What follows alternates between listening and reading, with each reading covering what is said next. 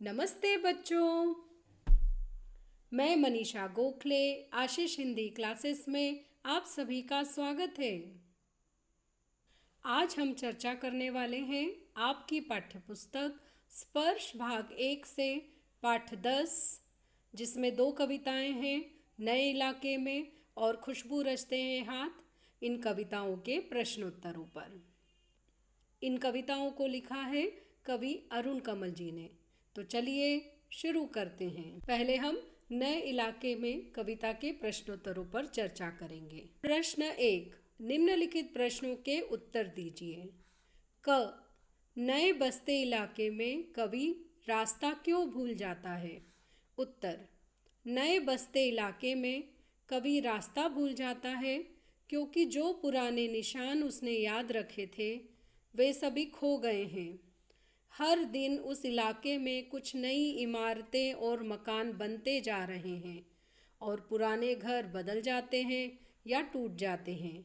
इन बदलावों के कारण कवि को रास्ता फिर से अपरिचित लगने लगता है। ख, कविता में कौन कौन से पुराने निशानों का उल्लेख किया गया है? उत्तर, कविता में पीपल के पेड़, ढहा हुआ एक मकान, जमीन का एक खाली टुकड़ा और बिना रंग वाले लोहे के फाटक वाले एक मंजिला घर का उल्लेख किया गया है। ग, कवि एक घर पीछे या 2 घर आगे क्यों चल देता है? उत्तर, कवि एक घर पीछे या 2 घर आगे चल देता है क्योंकि उस नए बसते इलाके में वह उस घर की पहचान नहीं कर पा रहा है जहां वह पहले भी गया था। उसने जो पुराने निशान जैसे पीपल का पेड़, ढहा हुआ मकान, खाली जमीन का टुकड़ा और बिना रंग वाले लोहे के फाटक वाला एक मंजिला घर आदि याद कर रखे थे, वे अब वहां पर नहीं हैं। वे मिट चुके हैं। या तो उन्हें हटा दिया गया है या फिर वहां नया निर्माण कार्य हो गया है।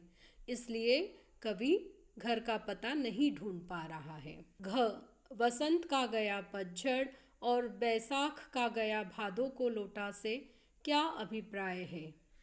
उत्तर, वसंत का गया पतझड़ और बैसाख का गया भादों को लौटा से अभिप्राय है कि जब कवि उस नए बसते इलाके में एक दिन बाद भी लौटता है तो वहाँ इतनी अधिक तेज़ी से निर्माण कार्य हो रहा है कि सब कुछ बदला बदला लगता है और कवि को लगता है कि वह कई महीनों बाद लौट रहा है, जैसे कि वह वसंत ऋतु में वहाँ से गया हो और पतझड़ के मौसम में लौटा हो, या फिर जैसे वह बैसाख के महीने में वहाँ से गया हो और भादों के महीने में लौटा हो।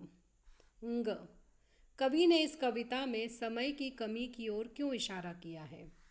उत्तर, कवि ने इस कविता में समय की कमी की ओर इशारा किया है क्योंकि उसने वह घर ढूंढने में अपना काफ़ी समय बर्बाद कर दिया। प्रगति की इस दौड़ में व्यक्ति इतना अधिक व्यस्त है कि उसके पास हमेशा समय की कमी बनी रहती है। इस दौड़ में वह अपनी पहचान भी खोता जा रहा है। समयाभाव के कारण वह किसी से आत्मीयता भी नहीं बना पाता है और उस नए इलाके में अपने आप को अजनबी पाता है जहाँ सभी व्यस्त हैं और किसी के पास समय नहीं है उसे पता बताने का। च, इस कविता में कवि ने शहरों की किस विडंबना की ओर संकेत किया है? उत्तर, इस कविता में कवि ने शहरों की इस विडंबना की ओर संकेत किया है कि यहाँ पर आपसी प्रेम और आत्मीयता समाप्त हो रही है। प्रगति की दौड़ में शामिल इस शहर में हर दिन कुछ नया बन रहा है, जिससे आज की चीज़ कल पुरानी हो जा रही है। पुराने निशान और लोगों की पहचान खोती जा रही है। सभी स्वार्थ केंद्रित हो गए हैं और समय की कमी हो गई है। किसी के पास दूसरे के लिए समय नहीं है। इन शहरों में सब कुछ अपरिचित सा लगता है और व्यक्ति अजनबी बनकर रह जाता है। प्रश्न 2, व्याख्या कीजिए। क, यहाँ स्मृति का भरोसा नहीं, एक ही दिन में पुरानी पड़ जाती है दुनिया। उत्तर, व्याख्या, प्रस्तुत पंक्तियों में कवि कह रहे हैं कि इस नए बसते इलाके में पुराने निशानों के भरोसे पता नहीं खोजा जा सकता क्योंकि हर दिन इस इलाके में कुछ नई इमारतें और मकान बनते जा रहे हैं और पुराने घर बदल जाते हैं या टूट जाते हैं। इन बदलावों के कारण पुरानी जगह को पहचानना मुश्किल हो जाता है। निर्माण कार्य इतनी तेजी से हो रहे हैं कि एक ही दिन में दुनिया बदल रही है। ख, समय बहुत कम है तुम्हारे पास, आ चला पानी डहा आ रहा आकाश, शायद पुकार ले कोई पहचाना ऊपर से देखकर।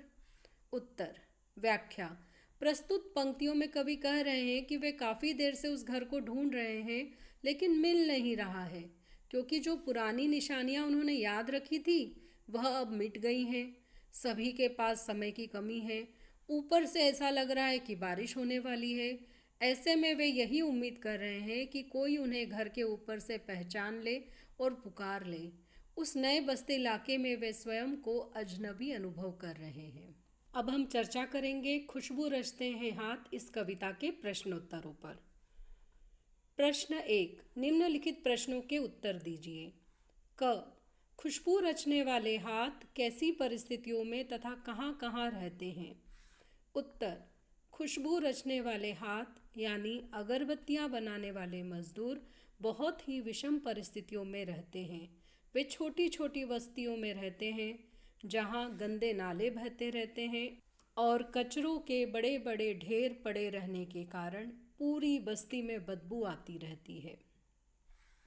ख, कविता में कितने तरह के हाथों की चर्चा हुई है? उत्तर।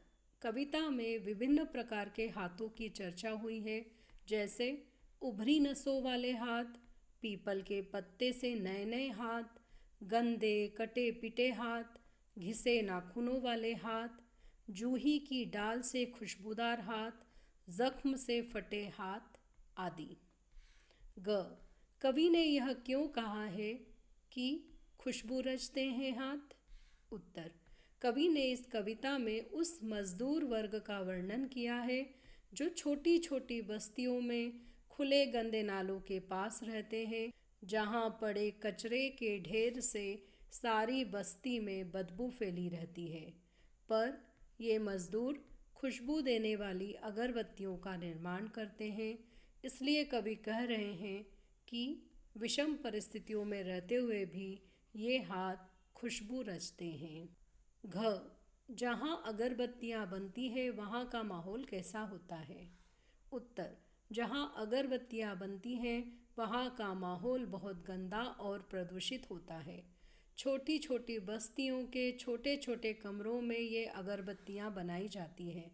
इन सकरी गलियों में गंदे नाले बहते रहते हैं और जगह जगह पर कचरे के ढेर पड़े रहते हैं। चारों तरफ उस कचरे की बदबू फैली रहती है। स्वच्छ हवा, पानी और धूप का पूर्णतः अभाव होता है और ऐसी जगह यह मजदूर वर्ग सारी दुनिया के लिए खुशबूदार अगरबत्तियां बनाते रहते हैं। ग, इस कविता को लिखने का मुख्य उद्देश्य क्या है? उत्तर।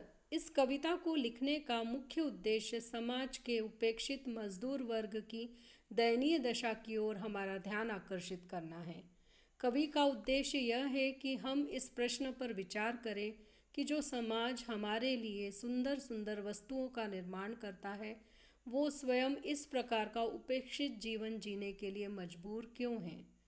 इस कविता के द्वारा कवि चाहता है कि इन श्रमिकों के रहने की दशा को स्वास्थ्यप्रद बनाया जाए, इनके गली मोहल्ले की उचित साफ सफाई का प्रबंध किया जाए, साथ ही इन्हें इनके काम के लिए इतनी मजदूरी तो मिलनी ही चाहिए जिससे वे ठीक प्रकार से रह सकें। प्रश्न 2, व्याख्या कीजिए। क, पीपल के पत्ते से नए नए हाथ, जूही की डाल से खुशबूदार हाथ। उत्तर। व्याख्या। प्रस्तुत पंक्तियों में कवि ने हमारा ध्यान उन बच्चों और युवतियों की ओर आकर्षित करना चाहा है जिनके हाथ पीपल के नए पत्तों और जूही की डाल के समान सुंदर और खुशबूदार हैं, परंतु गरीबी के कारण ये अत्यंत श्रम करने के लिए मजबूर हैं। कम उम्र में ये बच्चे स्कूल जाने की बजाय अगरबत्ती के कारखानों में काम कर रहे हैं। दूसरा, दुनिया की सारी गंदगी के बीच दुनिया की सारी खुशबू रचते रहते हैं हाथ। व्याख्या। प्रस्तुत पंक्तियों में कवि ने उस विरोधाभास की तरफ हमारा ध्यान आकर्षित किया है जिसमें गंदे और बदबूदार माहौल में रहने वाले गरीब मजदूर सारी दुनिया के लिए खुशबूदार अगरबत्तियों का निर्माण करते हैं। वे स्वयं बदहाल हैं, विषम परिस्थितियों में रहते हैं, लेकिन अगरबत्तियां बनाकर सारी दुनिया को खुशबू देते हैं। ख, कवि ने इस कविता में बहुवचन का प्रयोग अधिक किया है, इसका क्या कारण है? उत्तर, कवि ने इस कविता में गलियों, नालों, नाखूनों, गंदे हाथ, अगरबत्तियां, मोहल्लों, गंदे लोग आदि अनेक बहुवचन शब्दों का प्रयोग किया है, क्योंकि ऐसे लोग, स्थान, वस्तुएं एक नहीं अनेक होती हैं। ऐसे गरीब और उपेक्षित लोग अनेक स्थानों पर काम करते दिखाई देते हैं। इस प्रयोग के द्वारा वे संपूर्ण मजदूर वर्ग को संबोधित करना चाहते हैं। ग, कवि ने हाथों के लिए कौन कौन से विशेषणों का प्रयोग किया है? उत्तर, कवि ने हाथों के लिए अनेक प्रकार के विशेषणों का प्रयोग किया है, जैसे उभरी नसों वाले, पीपल के पत्ते से नए नए हाथ, जूही की डाल से खुशबूदार, गंदे कटे पिटे हाथ, घिसे नाखूनों वाले हाथ, जख्म से फटे हाथ आदि। इन विशेषणों के प्रयोग से हमें पता चलता है कि इस कार्य में सभी लिंग और उम्र के लोग लगे हैं और उनके हाथों की दशा दयनीय है। अगले वीडियो में एक नया टॉपिक लेकर फिर से हाजिर होंगी। तब तक के लिए धन्यवाद।